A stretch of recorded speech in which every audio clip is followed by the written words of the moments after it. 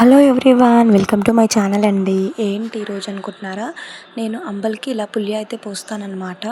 First చింతపండు వేసేసి పెట్టుకొని బియ్యం కడిగిన ఫస్ట్ టైం నీళ్ళు చల్లేసి సెకండ్ టైం పోసేసుకొని పెట్టుకుంటాను. తర్వాత అన్నం వంపేటప్పుడు గంజి కూడా అందులోనే వంపేస్తాను. ఇక మార్నింగ్ అయితే శనగలు వేపుడు చేశాను, అంబలి చేసేసాను. ఇక చట్నీ నైట్ చేసేసాను, చట్నీ ఉందన్నమాట. ఇక మా ఆయన మా బాబు వచ్చేసి ఊరెళ్ళారు.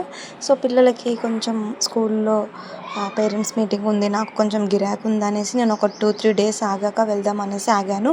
ఇక టీవీకి కేబుల్ కనెక్షన్ అయితే పెట్టివ్వలేదు. సాంగ్స్ బాగుంటాయి అనేసి మా మ్యారేజ్ పెన్ డ్రైవ్ ఉంటే అదే పెట్టేశాను. ఇక మా అమ్మమ్మని తీసుకొచ్చుకున్నాను అనమాట, ఒకదాన్ని అయిపోతాను అనేసి. ఇక నేను బ్లౌజులు ఉన్నాయి కుట్టుకునేవి, సో అవే ఈరోజు కుడుతున్నాను. ఇవి 2 నార్మల్ బ్లౌజులే అనమాట. ఒకటి లైనింగ్ లేకుండా కూడా కుట్టొచ్చు అనేలా ఇచ్చారనమాట. ఏం చేద్దాం,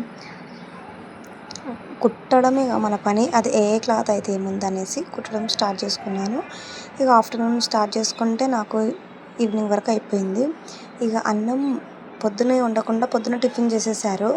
ఇక మధ్యాహ్నం వచ్చేసరికి అన్నం వండడం స్టార్ట్ చేసి గంజి అనేది మనకు అంబల్లోకి పులియబోయడానికి గంజి అందులోకి వంపేసాను అనమాట. వంపేసి దాన్ని కొంచెం ఇలా కలిపేసి మూసి పెట్టుకుంటే మనకు పులుస్తుంది అనమాట. మరుసటి రోజు ఆ అంబల్లో కొంచెం పుల్లదనం అనేది వస్తుంది, బాగుంటుంది టేస్ట్. ఇలా చేస్తానండి నేను అంబలి. మీరు ఎలా చేస్తారో కామెంట్ బాక్స్లో కామెంట్ పెట్టండి.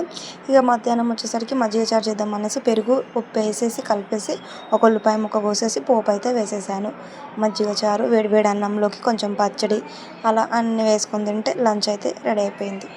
ఇక ఫైనలీ ఈవినింగ్ 3:30 అనుకుంటా ఎగ్జాక్ట్గా అప్పుడు అయిపోయాయి నా బ్లౌజులు. అయితే నేను మా వాళ్ళు పడుకున్నారు, లైట్ ఆఫ్ చేసేసి కిటికీ దగ్గర కదా నేను కూర్చునేది, అందుకే కొంచెం చీకటి అయిందనమాట. సో ఇదండి డే రొటీన్ బ్లాగ్.